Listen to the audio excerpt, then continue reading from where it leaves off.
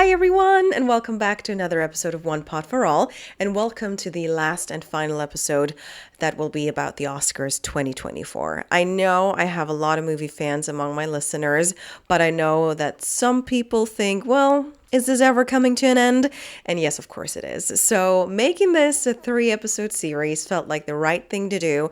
And I also think that this year, the movies which are nominated and the people who are nominated for these respective movies are just so strong that they really deserved a 3-part series, and giving one full and super long episode to just 2 movies was also, in my opinion, the right decision. So today we are going to talk about the last 5 big ones that I have, well, sort of tried to summarize in a long list of bullet points. And because this list is so long, I think we can just dive right in and get started. And of course, there is another spoiler warning coming your way. If you have not seen these movies, I definitely recommend either watching them first or being really okay with spoilers, because I will be talking about everything that I want to mention. So, what do you think? Should we get started? The 5 movies I'll talk about today are Anatomy of a Fall, Past Lives, Poor Things, May December, and Killers of the Flower Moon. And before I really get started talking about these and reviewing these movies, I just wanted to share that I'm feeling really excited about doing this episode. You know, in my inner circle of friends, I have quite a handful of people who enjoy watching movies like I do, and that means thinking about them, reviewing them, analyzing them. And of course, I have others who just watch movies and then enjoy or don't enjoy.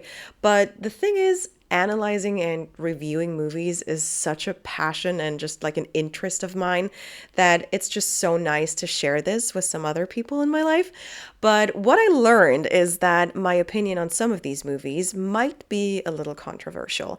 And I honestly don't mind. Actually, it makes me feel super excited, because that's also something I really like about watching movies. You know, there's at least going to be one person out there who's going to fully agree with everything I say. And of course, there's going to be at least one person out there who's going to fully disagree with everything I say. But this is kind of what makes it interesting for me. And this is kind of the whole purpose of movies, like making people think and making people feel something. So I'm very eager to get started. And now we're definitely really going to get started. Movie number 1 on my list is Killers of the Flower Moon, and this movie is nominated for Best Picture. Lily Gladstone is nominated for Best Actress, Robert De Niro for Best Supporting Actor, Martin Scorsese for Best Director. It's nominated for Original Score, Original Song, and by the way, I really enjoyed this song, so I love that. The movie is nominated for Cinematography, for Costume Design, Film Editing, and Production Design. So when you realize that Martin Scorsese comes out with a new movie, you watch it, and then you think about it, and then you read this super long list of Oscar nominations, and then you wonder, is anyone surprised about that? Because I certainly wasn't. And honestly, at this point, it really gives me somewhat of an icky feeling, and I can't really place it. I can't really tell why, because I've seen this happen to a lot of other famous directors. You know, some people just get more attention, recognition, because they're probably good at advertising, but some people don't need to advertise. They just get it either way.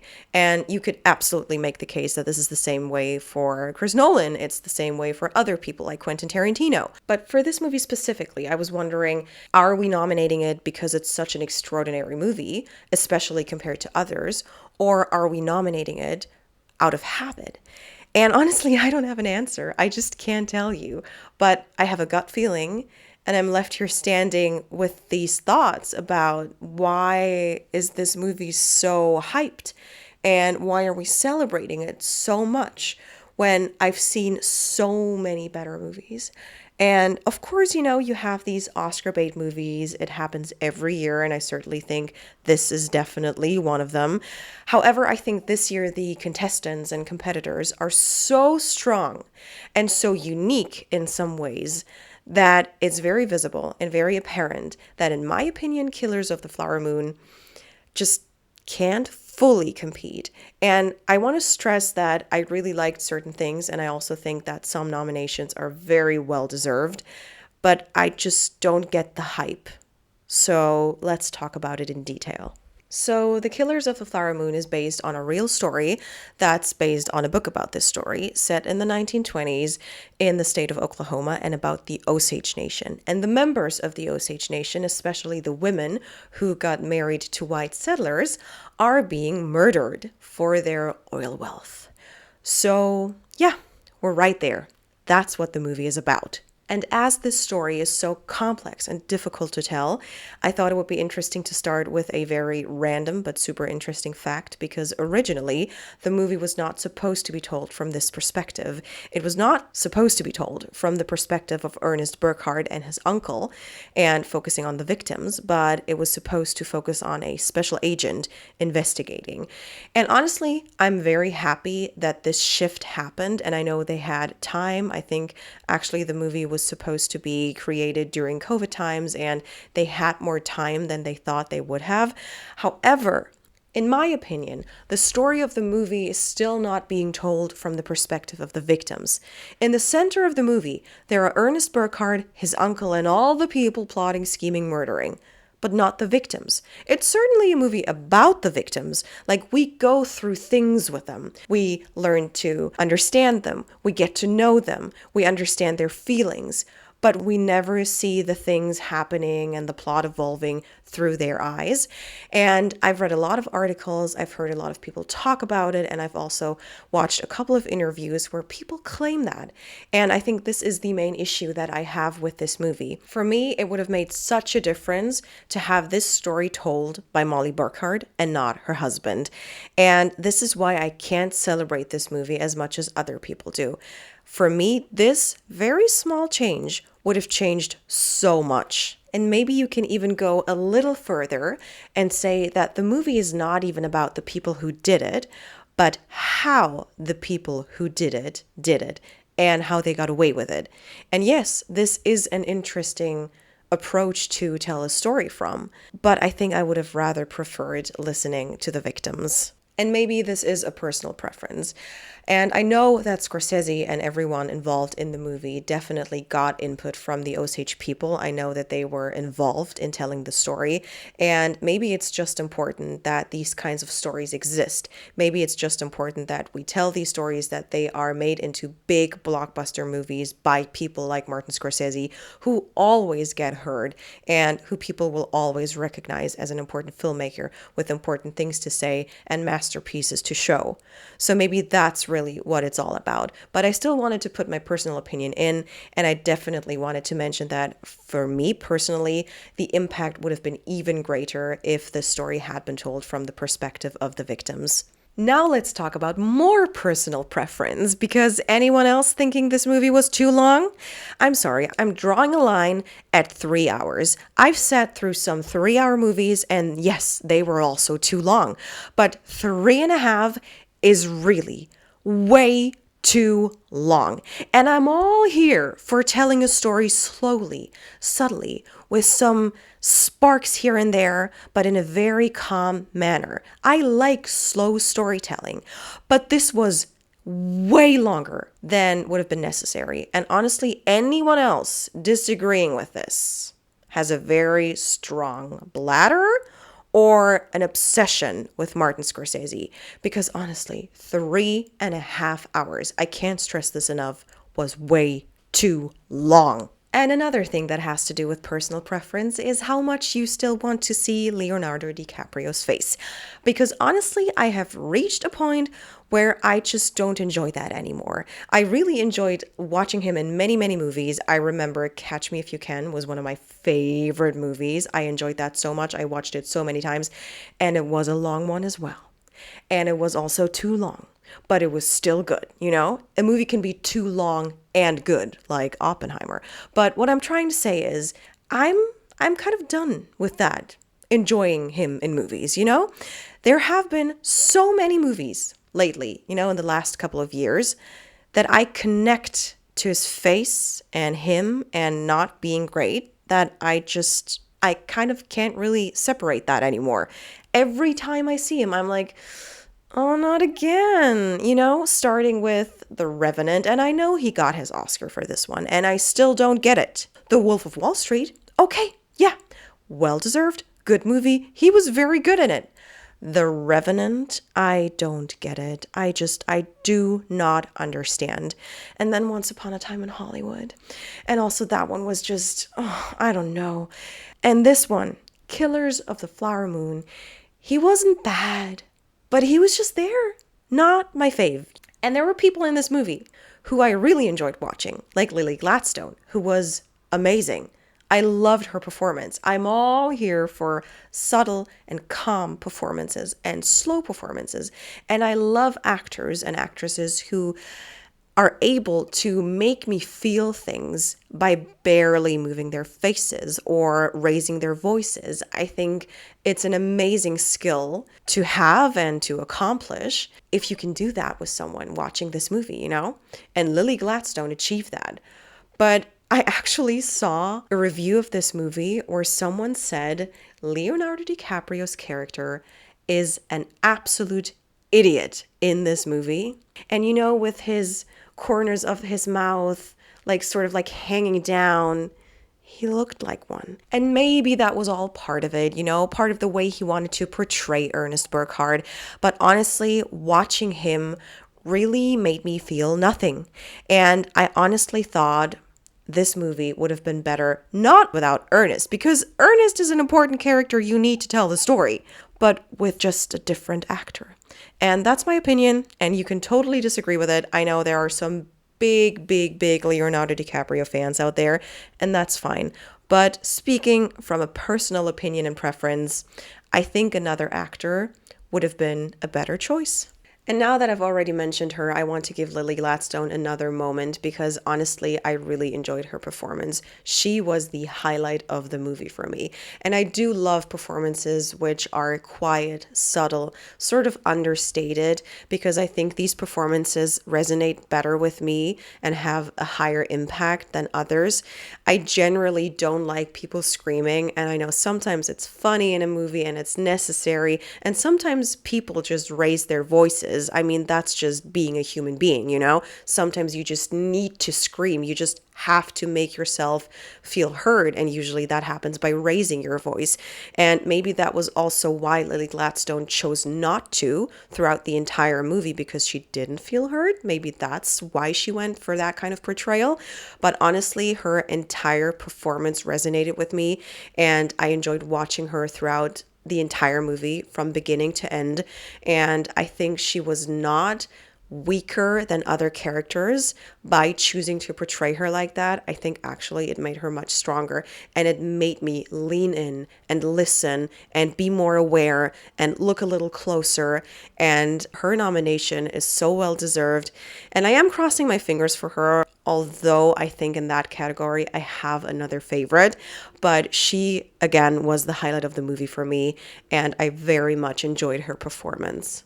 Robert De Niro, on the other hand, was Robert De Niro and acted the way he always does. So it was not a surprise. It didn't really make me feel excited about his performance. I think he's a good, solid actor, and he is one of the great ones for a good reason. But if you see the same kind of performance every single time someone is in a movie, and it's not always the same movie, then that actually does get very boring at some point. So maybe this is why I feel kind of neutral about it, because I think the performance itself wasn't bad, but it's just something I've seen so many times. You know, I think Robert De Niro was the Matt Damon of Killers of the Flower Moon. I also said in my Oppenheimer review that Matt Damon just played the kind of character he always plays, and the way he played it was exactly the way he always plays his characters. And this is exactly how I feel about Robert De Niro's performance. And I don't say this lightly, and I also think that's why I'm a little more disappointed than usual, because this character that Robert De Niro plays in the movie is actually a really interesting one. You know, this false father figure using his power and charisma to manipulate everyone around him, and not just the Osage people, but also his own family, his nephew. I don't know, I wanted more. I didn't get it. It's fine. I won't have any sleepless nights about it, but it's just something I really wanted to mention. Now I want to talk about a couple of things I can't really group together, but I still want to mention. And I'm going to start with some more like technical things. So, for example, I really enjoyed the beginning of the movie, the slow motion dance of the Osage people in this oil rain. I actually love slow motion. If I were a director, I would put slow motion into every single one of my movies. So, you can't go wrong with that. But I'm sure a lot of people really dislike it. The way I hate black and white, some people will probably hate slow motion, but it's a Martin Scorsese staple, so this wasn't a big surprise either, but that was something I really liked. And I also know that the film editing for this movie has actually been praised. I'm not an expert on this, so I can't really judge, but I also liked it. I think every single time you enjoy a movie and you're not disrupted and you don't feel like, oh my God, what happened? Like, why are we changing perspectives? What's going on? If you don't have that feeling, editing is really good. And I know that a lot of people claim that film editing will definitely go to Killers of the Flower Moon. So again, something I really enjoyed and a nomination that's well deserved. I also really liked the voiceovers and that we could listen to the Osage people talk in their native tongues. I really enjoyed these conversations, and I don't know if you noticed, but they weren't always subtitled. So sometimes they gave us subtitles, but sometimes they didn't. And I read that the people making this decision said we wouldn't always need them, and that's totally accurate. I remember this one conversation with Molly and her family members, and they're discussing Ernest Burkhart and his character and what kind of guy he was. And they subtitled parts of the conversation, but not everything. But you could still understand what they were saying and how they were saying it. So that was something I really enjoyed. And before I make my final remarks and share my final thoughts with you and collect my final feelings on that movie, I need to talk about the end of the movie. I'm not talking about the Osage dance circle because that's something I really enjoyed watching. I'm talking about this strange radio drama, actors impersonating the characters we just followed for 3 hours. It completely threw me out of the movie. I do not understand why they made the choice to end the movie like that. I was actually really interested at the end of the movie to see what Molly would do, what she would say, how she would react. And after getting this teeny tiny reaction of hers, after she confronts Ernest and understands what he did to her for weeks and months and maybe years, I just don't understand why they would make this decision to throw us out of this historical context and this mindset that you have. When you watch a movie, you're like trying to really dive into the story and you're part of the 1920s. If the movie's set in the 1920s like this one, you're in there with these characters and then suddenly you're out and you're like, oh my God, what happened? What am I doing? Where am I? Like, what's going on? And that's exactly how I felt. Like, it ruined everything that was already ruined by this point, but it made it worse. It made it worse for me. I don't get it. I don't understand that choice. I bet some people loved it because there's always people, who disagree. But honestly, I just felt like this was the worst kind of ending to a movie I've seen in a long time that could have actually saved it. Like, this could have been a save. You could have really created an ending that was impactful and that like stuck with Molly and with her story, because people actually watched this movie because they felt for this woman and her family and they wanted to know what was going to happen to everyone who, did criminal things. But then they make it seem like an entertainment thing. I don't get it. I really honestly don't. And that probably had its purposes. I mean, maybe they wanted to show that no one really cared about these horrific things that happened and that people just didn't talk about it seriously and that they didn't want to concern themselves with these things, these murders that happened in a serious way. I just don't get it. But yeah, as I said, it threw me out. It totally ruined the ending of the movie for me. And I really wished they had gone, in any other direction, because anything would have been better than that. And can we talk about female rage for a moment? Because this movie was another example of, I really don't think that woman would react that way. When Molly Burkhart learns that her husband has been poisoning her for months and years, she just sits there, looks into his eyes, and then finally gets up and leaves. And I'm sorry, I just don't see this as a normal reaction. And of course, you can make the case that, she just gets up and leaves because he does not deserve another word or even a physical reaction. But immediately, I was reminded of this interview with Anya Taylor-Joy, who also describes that she is so tired of female rage being misrepresented. She's like, you have a woman, horrific things happen to her, and the only thing you can see is this one single tear running down her cheek. And I immediately felt like that. I was like, if I had learned that my husband poisoned me for years, he would have not gotten away with it like that. I would have not just left. I would have really made very clear that he should really look over his shoulder. And again, maybe you can claim rage or like revenge is not what Molly would do, and this is not her character's choice, but her reaction felt like a completely unnatural reaction to me. And it reminded me of so many unnatural female rage reactions I've seen over the years that I just can't not mention it. Another review of The Killers of the Flower Moon mentioned that they thought the movie was just a bland retelling of a story of some major events that could have been way more impactful if told in a more dramatic way. And I fully agree with that. I actually enjoy, as I said with Lily Gladstone's performance, a subtle retelling of a story or a subtle portrayal of a character. I really like these more than others. However, if you tell a story in the scope of 3.5 hours, you have to make it a little bit more exciting, especially if the story itself and the source material is super crazy exciting. That's a thriller. Why didn't you make it a suspenseful thriller? Why did you make it, I don't know, felt like a bedtime story sometimes, but it shouldn't have been like that. And that was something that really annoyed me about the movie, because I think the story itself has so much potential and could have been told in such a dramatic and interesting and exciting way without giving up the historical accuracy or anything, I'm not saying make it more Hollywood, make it more dramatic and just emphasize everything. I'm just saying tell it in a way that we're actually still interested at the end of 3.5 hours. And I know I'm stressing that the movie was too long, but the movie was just too long. If it had been a thriller for 3.5 hours, I mean, maybe I could not have recovered from that, I'm not saying I need 3.5 hours of suspense and destruction and anguish, but I actually, at this point, prefer than falling asleep in my seat. I do, however, want to end my review with my favorite scene, because I wanted to end on a good note, and of course, this is a scene by Lily Gladstone, because she was the highlight of the entire movie for me. When she learns that another sister has been killed, and she is standing on these stairs, and there's this gut-wrenching cry she lets out. It is my favorite scene because at this point you can really feel what Molly Burkhart is going through, and you can easily identify with her, and you just are so invested at this point in her fate and her story that for a split second, even I forgot that the rest of the movie was not that exciting. So this was my favorite scene, and it really made the movie for me, but it didn't save the movie for me.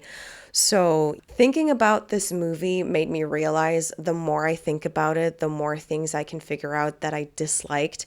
And when I first watched it, I didn't dislike it as much as I do now, but the more I learn about it and the more I think about it, the more it just manifests for me that this was definitely not my movie, and I just don't understand the hype. All right, let's talk about movie number 2 on my list. And now we're going to be talking about May December.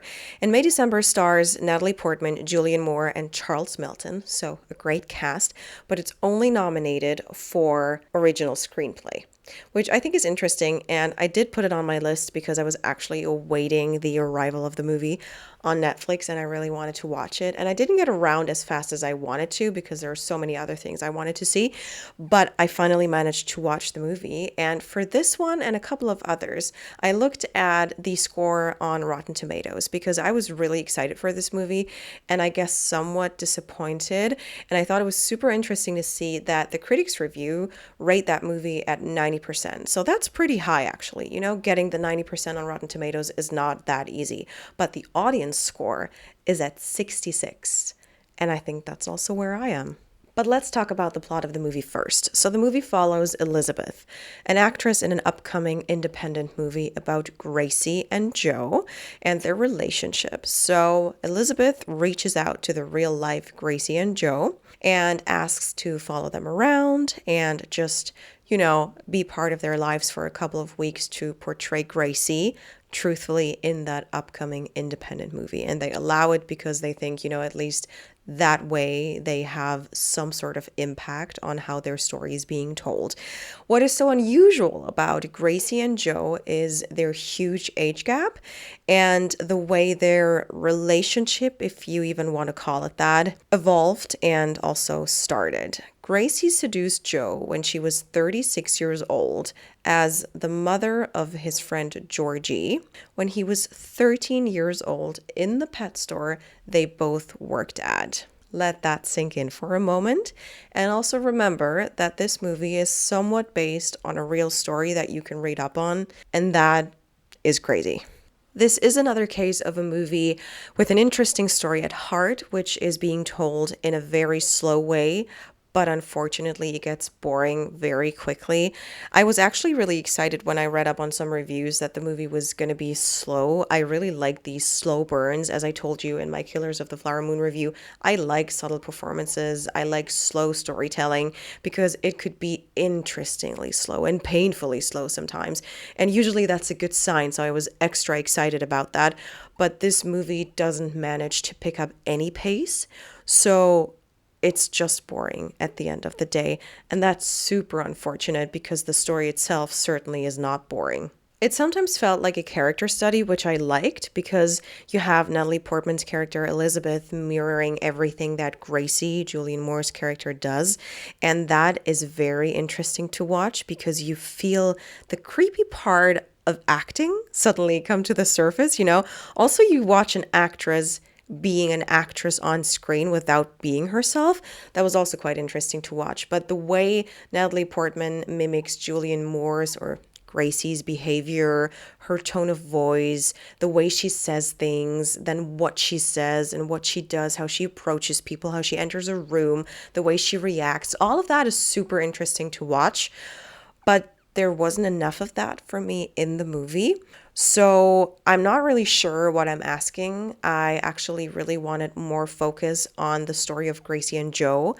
And I also wanted more focus on Natalie Portman's craft and the way Elizabeth approached portraying a character like Gracie. But for some reason, both couldn't really be combined in the movie. There was not enough of anything for me. And that's really something that I, just missed. I want to start by talking about the actors and actresses first, because I guess this is my favorite category. However, I have to say, these three performances or main performances by Julianne Moore, by Natalie Portman, and Charles Melton really blew me away. I think they all did great. I think Charles Melton was my biggest surprise. I only knew him from Riverdale, which is such a train wreck of a TV show that I just didn't see this coming. I actually think it's great that he could shine in this movie because he did such a great job. But I really expected Julianne Moore or Natalie Portman or both of them to get somewhat of an Oscar nod or just at least some recognition. But I was really surprised to see that the movie was only nominated for original screenplay. However, they all did great and I really enjoyed their performances. I think Julianne Moore stood out for me more because the character of Gracie was such a creepy person to watch. But again, Charles Melton was the biggest surprise and the person I enjoyed watching the most. And very quickly, I want to focus on some very specific things about the portrayal of these characters. So Julianne Moore's character, Gracie, is so very creepy because she's an adult woman with lots and lots of issues. However, she plays Gracie with a very childlike behavior. Suddenly there's a lisp, there is crying, there is just shouting. There is so much that just reminds you that this person has mental issues that somewhat push her back to the stages of childhood and this childlike behavior not being in control. And that's also, by the way, when it happens. When this character feels a loss of control, she starts to behave like a child. And it gets so creepy so fast. And I think this is also a big nod to Julianne Moore's performance because just making me feel that way was, brilliant.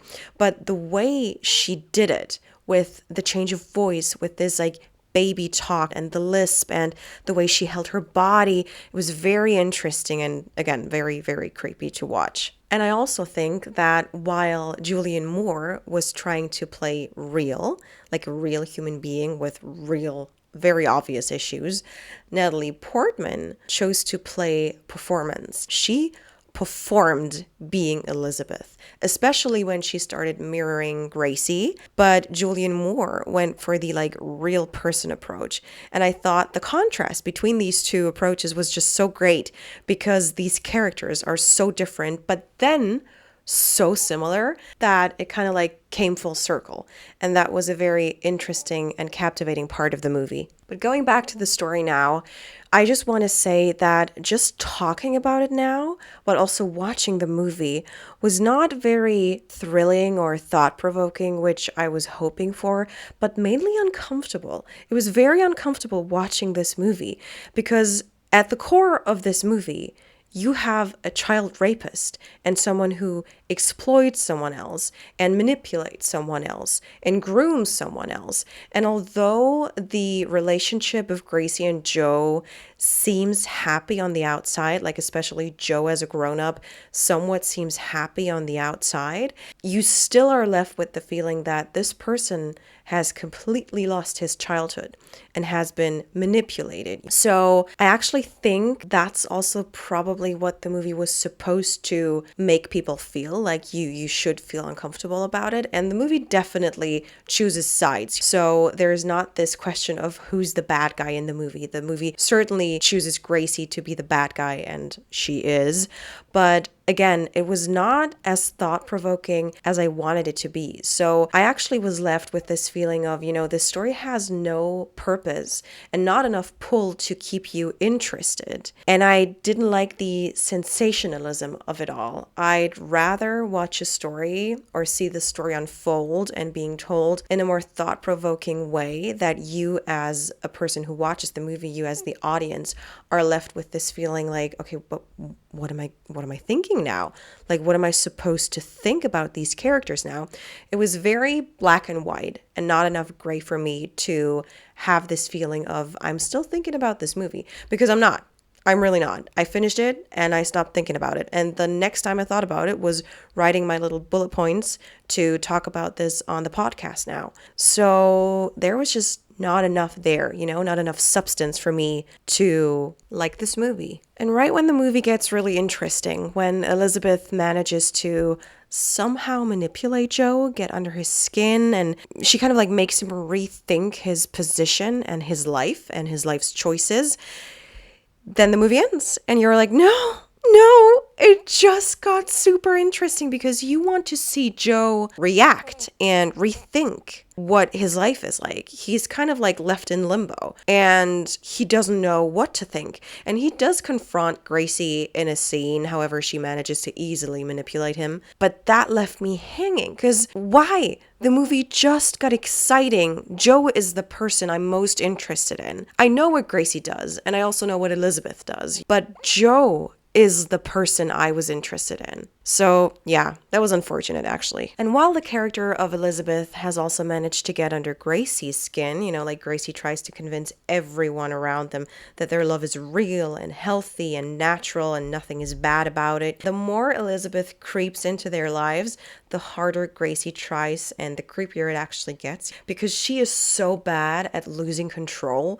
But having this depicted and then on the other hand, Joe figuring out that something might not be supernatural and healthy about their relationship and him rethinking his life, that was actually the part of the movie that I was most interested in, and that was the part of the movie that got the least amount of attention. There is something else that actually caught my attention and that I really appreciated about the movie, because while Gracie is a manipulator and a seducer and all of that is very obvious and very horrible to watch and to realize, you find it quite funny when she is being manipulated and seduced. And all of that happens because of Elizabeth's character. I had this question in my head, why would this couple allow people to make a movie about their lives? And maybe it's not so much a matter of agreeing and allowing this to happen, because things like this can probably happen without people who are involved agreeing to having their story depicted on screen. But they allow Elizabeth to enter their lives. And of course, it's probably mainly because they think this is the way they can somewhat change the narrative and influence the narrative and make it more their truth. But Elizabeth also really manages to just work through these layers of performance and seduce Gracie that sometimes you even get the feeling, are they starting a very fragile relationship, like a friendship, just a relationship between two people? I don't mean like a romantic relationship, but does Elizabeth really manage to seduce Gracie and manipulate Gracie to think they could be friends? You have that feeling for a while. And then Gracie sort of like loses control, and then she starts behaving like a child and freaking out about everything and also pushing Elizabeth away. And this is when Elizabeth manages to manipulate Joe, and she tries to worm her way into his thoughts and in his head, and she manages all that, but she seduces and manipulates both of them, just like Gracie did. So the similarities are there, and they're there on purpose, and that is interesting. I also think that the music in the movie adds to all of that. The music kind of like gives it a thriller vibe, which I did appreciate. And also another random fun fact that I didn't know, but I was thinking, why is the movie called May December? And then I learned a May-December relationship is a relationship of two people where one party is older than the other. And I didn't know that. So thank you for educating me about this, because yeah, who would have thought? So overall, my thoughts about this movie are, it's not a bad one. It's not a thrilling one. It's not something I'll watch again, although the performances were great. They were not enough to keep me captivated and interested. And that's really, again, unfortunate and a little bit sad, because I like when actors perform well and they can save a movie, but with this one, they really couldn't. It was interesting and it didn't feel like a waste of time. And if you're interested in the topic and in this real story that's behind the movie, then of course watch it. I think you can enjoy the movie if you're interested, and if you enjoy the performances of these respective actors and actresses, I think that's definitely worth a watch. But I don't think it's worth another watch. So it's not a bad one. It's not a super cool one. It's an okay movie, and something that you can just watch on a, like Saturday night. You will feel really uncomfortable though, so maybe don't use your weekend for this movie. Maybe do it on a work night, when you had a bad day. It can only get worse with this movie. So if you have a good day, don't watch it on a good day. Anyway, let's move on to the next. Movie number 3 is Past Lives, and Past Lives was such a surprise. I actually watched all the trailers of the movies I haven't seen yet in preparation for the Oscars, because I want to know what I'm getting myself into, and I want to get some insights on what the movie is about and who's starring, etc. So when I watched the trailer for Past Lives, I was like, yeah, I think it's going to be fine. Maybe a slow movie, a slow burn, another one. But it's going to be fine. It's not going to be my favorite movie. But yeah, I'm looking forward to watching it. Then when I watched it, I was like, oh my God. I just didn't see coming how great I think it would be. And I'm actually positively surprised that I still like it now, looking back on it. It's been a couple of days since I've watched it, and I honestly have to say I was captivated throughout the entire movie, and I really liked the exploration of just human relationships and human emotions and how relationships change over the course of many, many years. And I really, really enjoyed this movie. So Past Lives is nominated in 2 categories, but they're really important ones. So there's Best Picture, and they're also nominated for Best Original Screenplay. And I think these really tell you that this is a movie about really good storytelling. But there's so much more to uncover, and I can't wait to go into detail with you now. But let's talk about the plot of the movie first. So the movie can be easily summed up by just saying it's about 2 childhood friends reconnecting. And they are Nora and Haesung. And they are living in Korea when they're still children. But then Nora's family decides to move to New York City to start a new life. And of course, they are separated and they don't stay connected because, of course, as children, it's really, really hard. And they start to lead very separate lives from each other. But 12 years after they lost sight of each each other. They reconnect over Facebook and they start Skyping with each other. And you can feel the immediate attraction and just the attachment that builds. They easily reconnect and they fall for each other again. But their lives are going into very different directions. So that means, unfortunately, that they get separated again by their current lives. And then it takes another 12 years for them to reconnect again when Hae Sung decides to visit Nora in New York City, where she lives with her husband. And it's a very interesting story about human connection. And I think now that you know what the movie is about, you understand how easy it is to connect to the story. Because I think we can all relate to reconnecting with friends and to having past lives where certain people played a very important role. But when you look at your life right now, they're not even there anymore. I think it happens to a lot of us. And I think a lot of people can easily identify with the characters and their story. The first thing I want to say is that this movie has one of the absolute best opening scenes I've seen in a very long time, and I don't say this lightly. Let me set the scene for you. You're at a bar, and you look at three people you know nothing about. You're wondering who's connected to whom. You don't know anything. But in the background, you hear the voices of two other people, probably another couple, wondering the same things. They're like, do you think she's his sister? Or are they a couple? Or do you think they're brothers and she's just a friend? So you're immediately like, oh my God, I wonder the same thing. Like, who's connected to whom? What are their relationships? You want to know all of that. And this immediately places you within the story. You're part of the story because you know nothing about our three main characters who are instantly introduced without you actually getting to know them at all in the beginning. And then there's a flashback to their past. You know, we go back in time and we start with their childhoods. But while we are at that bar, all of these questions, you know, you're immediately captivated. You're immediately part of the story because that couple in the background, that couple that you never get to see, asks the same questions that you're asking when you start a movie. Like, who is this person? What are his or her motives? Who is his or her sister, husband, wife, whatever? These are the questions you're asking. And that is such an interesting way to start a movie because the audience is immediately drawn into the story. And I loved it. I loved the transparency. And I also loved the just like reflection of this is exactly what the audience would be wondering about, you know? So that was just so great. If you only have 5 minutes, watch the opening scene of this movie and you're immediately hooked. So while the movie is still set in Korea and you see Hae Sung and Nora as children playing with each other, going on a little play date with their moms, I really liked the way the movie was shot. I loved the wide angles. I loved the perspectives. My favorite, or one of my favorite scenes is when they both go home but separately. So Nora has to go up some stairs and Hae Sung can just walk down this like straight path and you just see these two people, these two children literally separating, and it's also sort of like the symbol of the movie and definitely stands for their upcoming separation due to her leaving Korea. But it's just such a beautiful symbolic image of what this movie is about. And also, you know, the setting in Korea, everything just looks so beautiful. It's just so beautifully shot.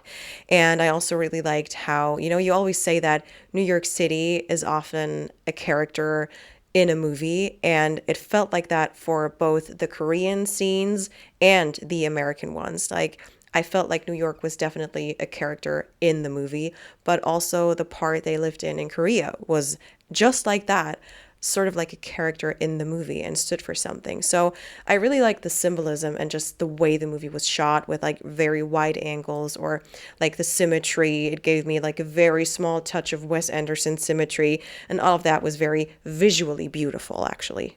Of course, I have to talk about the acting in the movie, and to be really honest, all three main performances really impressed me. I knew John Magaro from other things, and I'm also hoping to pronounce all of these names correctly now, so bear with me if I'm messing anything up. It's like names are a special kind of difficult. So I didn't know Greta Lee specifically from something that I can think of right now, but I knew John Magaro from Orange is the New Black, which I haven't thought about in years. And of course, you know, Tae Cho portraying Hae Sung has also really, he found a special place in my heart because I think his performance was so honest and so raw in a way. It just impressed me very much. And then also I recently saw an interview with Greta Lee and Andrew Scott. It was this like variety series, Actors on Actors, and she actually told the story that this was her first time acting in Korean. And I don't know Korean, so I can't really judge the language aspect of this, but just having the courage to do that, I thought it was super funny the way she told it. She was like, even her parents said, "Are you sure about that?" But, yeah, she did it. And I think it's so brave and so great to see that performance because even though I don't know Korean and I can't judge it properly, she definitely convinced me. And overall, I would say the movie was very emotional for me. And I did like that very much because, I watch a lot of movies and mostly I feel nothing. And it's already a really good sign about the script and the dialogue and just like the storytelling when a movie can make me feel something. And I'm an emotional person. I cry easily. Like, it's not hard to make me feel something, but many, many, many movies fail.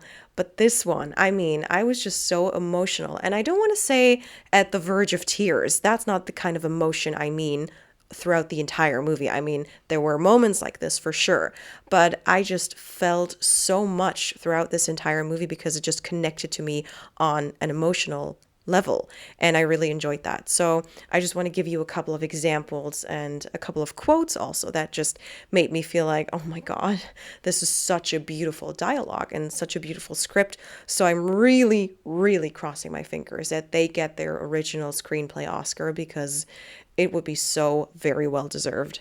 So there's this one moment where a character says, if you leave something behind, you gain something too. And I fully agree with that. Sometimes it's super hard to say goodbye to people and to chapters of your life, but that just means that you will move on and embark on a new adventure. And I think you cannot always be that positive about it while it's happening.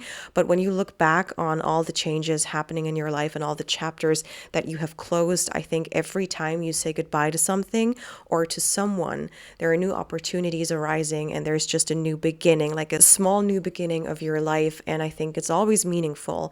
And there's barely ever a moment when I'm like, I haven't gained anything. I feel like even from the worst experiences, you can at least gain knowledge, not to repeat them, or you gain a kind of wisdom. And even if you wouldn't go through that same thing again because you're more grown up or just an adult and you have a different perspective on life, every single time you close a chapter, there's definitely something to gain from it. So I fully agreed with that and I felt immediately connected to that. And then there's this scene where Nora is on the phone with her mom, and also it has some significance because her mom is the only person she still speaks Korean to. She says that at a later point in the movie, but you don't know it at that point. But they're looking up people from their lives on Facebook, and they are having a hard time remembering the names even, And it's so fun because this is how Nora discovers that Hae Sung is looking for her. She discovers the comment on her father's Facebook page, and it's very interesting that, she wouldn't even remember his name, but he's so actively looking for her. There is a big, contrast between the characters and how they reconnect because it's definitely driven by him. But when she reaches out, she's just as motivated. But I thought it was such an interesting situation because I've been there. Sometimes I'm wondering, oh my God, like that person I went to primary school with, what was her name? And then you easily forget people who were once really important to you. And maybe you don't forget the names of your best friends, but I think especially when you have such a culturally significant change like Nora has in her life, from one life in Korea to the other life in New York City, it's very hard to have your mind still like connected to that past life, which is so very different to yours right now. When I think about my life and my time in like primary school or kindergarten, primary school, and then school, I mean, it's been very similar, and it's always been like sort of like situated in one culture and it's very homogenous, I guess.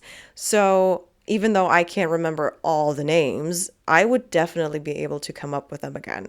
But like when you think about the fact that she has been completely thrown into another life and into another culture, and there's such a significant cut in her life, especially when she was still so young, I think it's super easy to forget about that part of your life, or at least to push it further to the like back of your mind and your brain, and you're like, oh yeah, true, I was friends with that person, because it seems even further away, I guess. And then there are two very significant moments in the movie where they reconnect. The first one is via Skype, when they reconnect after 12 years while he was searching for her on Facebook, and then she reaches out, and then they have this Skype call. And it's super weird and awkward, but like in a good way. They're both super nervous and shy, and they don't know what to say. And then they just talk about everything. And then it kind of like becomes a habit. They Skype every single day, despite the time difference and everything. They just reconnect as best as they can, where they just want to talk to each other all the time. And you can sense the attraction and just like the attachment. And then another 12 years later, you have this first meeting in New York City. And I think it's so fun when you learn that Nora's husband suggests that Hae-sung comes to see her. And she's like, no, I think he wants to see the city. But then when she returns from that first meeting they have, or like that first interaction they share, like the face-to-face interaction that they also didn't have another 12 years ago, she's like, no, you're right, he came to see me. But their first face-to-face thing, like the first words they say, the first awkward hug they share, you can even feel it. You're watching it and you can feel it physically. It's so very well done, very well written. I mean, I really liked it. And another very interesting moment is when Nora comes home from her first meeting with Hae-sung, and she's talking to her husband about, he wanted to come see her, and she starts thinking about the whole thing, and she starts thinking about their relationship. She suddenly says, well, oh my God, he's so Korean. And it feels weird for her to say that, but she is so right, because when they have their like conversations and they're updating each other, you immediately learn that culturally they're both at a very different point. And although Nora shares Korean culture with him, she is more American, I would say, in the way she lives her life and the way she has created her own life. And that makes total sense, because her childhood was in Korea, but the rest of her life was in America. But he lives a very different life, a very differently structured life. And she starts wondering about her own Koreanness and questioning her own Koreanness. And then on the other side, you have her husband, who tells her, for example, that he started learning Korean because he wanted to understand her dreams, because she still dreams in Korean and probably mutters in her sleep when she dreams. And I think that's such a lovely way to, show someone who's embracing that part of his partner. And I really love that scene. One extremely crucial part about the movie was how they dealt with honesty and like keeping it real. What I mean by that is that all the characters are always honest with each other. And I think it's super important. And if they hadn't done it like that, I would have hated this movie, because it is a movie about humans and human beings, their relationships, human emotions. I really wanted it to be a real story. And Nora is always honest about her feelings and her thoughts when she talks about Hae-sung with her husband. She always communicates what she's going through. And I think this is also the basis of their relationship. There is jealousy involved on his side because she is so honest. And I also think that's very natural and very human of him. He doesn't drastically show it or make a dramatic scene out of it, no, but you can feel it, you can sense it, and that's fine. It has to be there. Otherwise, I would have also questioned his behavior. But Nora is also very honest to Hae-sung, and he's also very honest to her when they communicate. And that honesty keeps the story alive. If they hadn't done it like that, it would have ruined the entire story.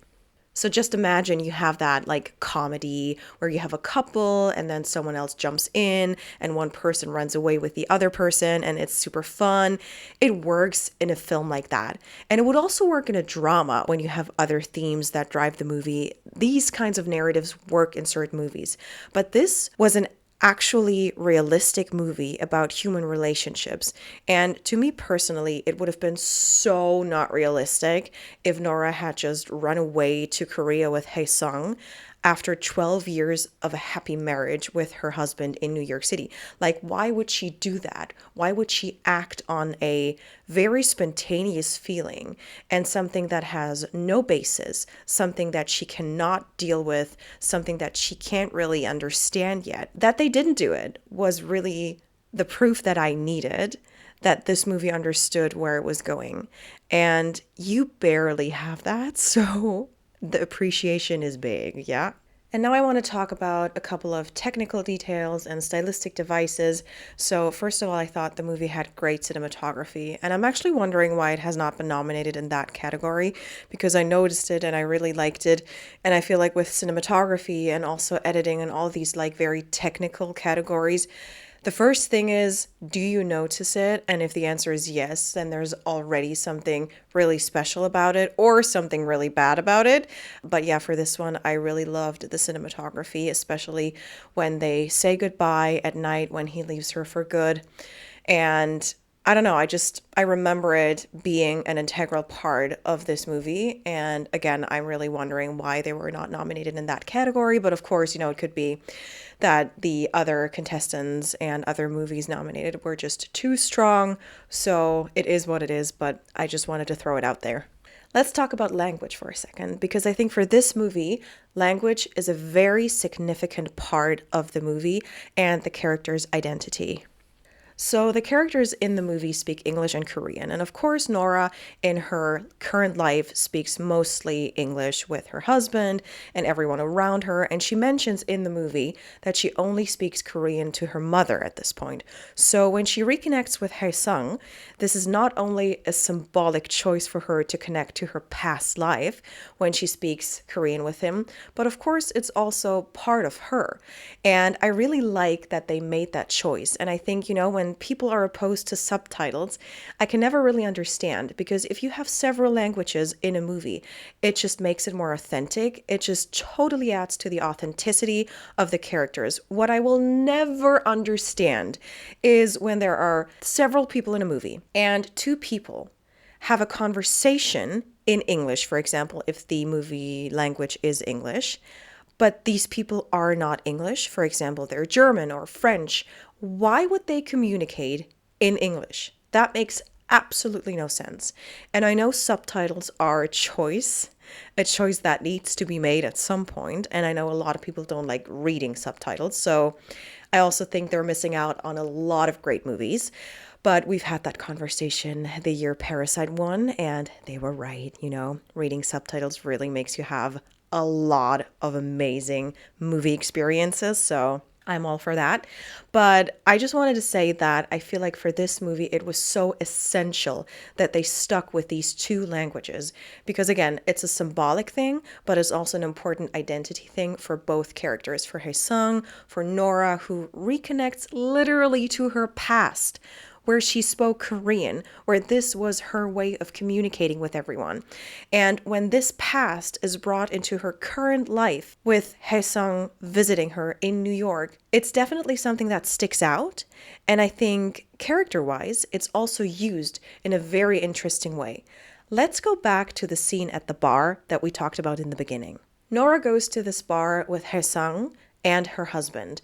And as I mentioned, her husband learned a little bit of Korean to also connect with her and connect to her cultural identity, I guess, and also to just, embrace who she is. And he knows like basic Korean, but he's not super fluent, so he cannot be part of the conversation that Hae-sung and Nora share at the bar. So you have this one moment, they still talk to each other, and Hae-sung tries to speak a little bit of English, but I think his English is even worse than her husband's Korean is.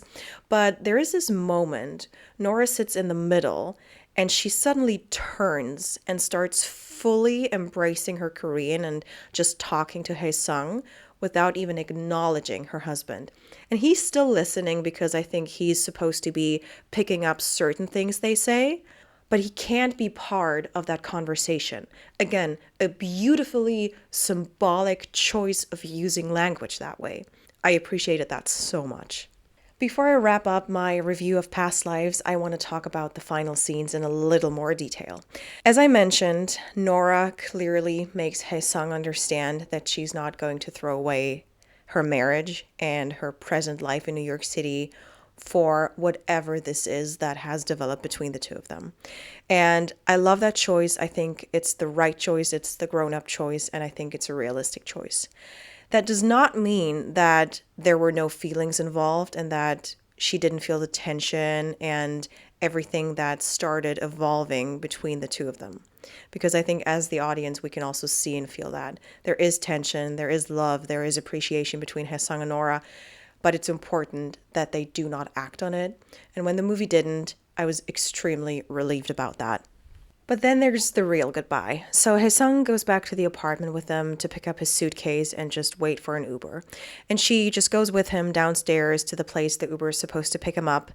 And they walk there in silence. There is no conversation. They do give each other a somewhat distant goodbye. It's not very emotional. It's not very romantic or anything. But it's a very normal, certain goodbye. They will see each other again and talk again, I'm sure about that. He also invited her and her husband to come to Korea and visit him. So also something, as a gesture, I think, but also a gesture that he actually meant. But it's a very unemotional goodbye, in my opinion. But it made me feel even more emotional. So the Uber drives away, he's on his way to the airport, and she's just left there standing.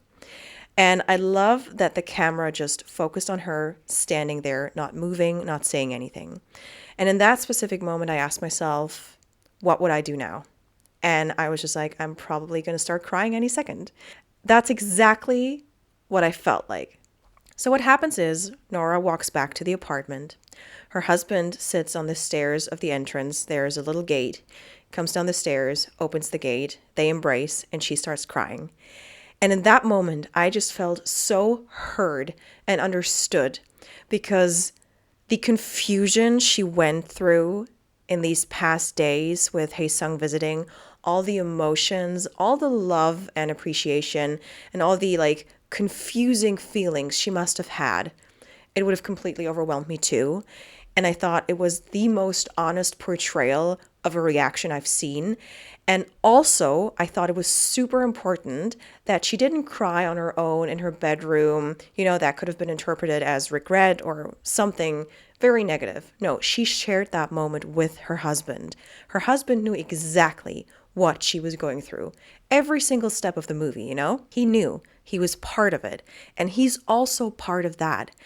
And I've barely ever seen a relationship so true and honest and modern and realistic and also important. I felt like a normal relationship is never really part of a big movie because, of course, the relationship is the thing you want to talk about.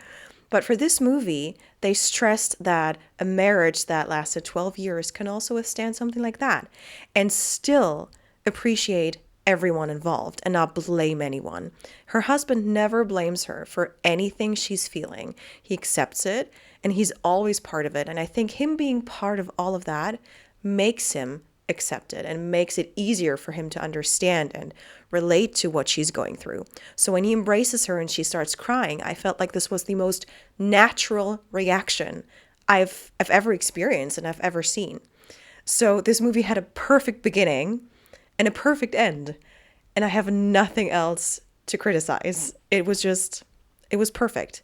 So I think my final words about the movie are that I just think it's a beautifully told story about what it means to be human and what it means to deal with change, and especially personal change and change in our relationships and our lives, daily lives, and our identity. And I love that the movie questions if we can take past relationships into present lives, but it doesn't fully answer it. It's sort of ambiguous at the end of the movie.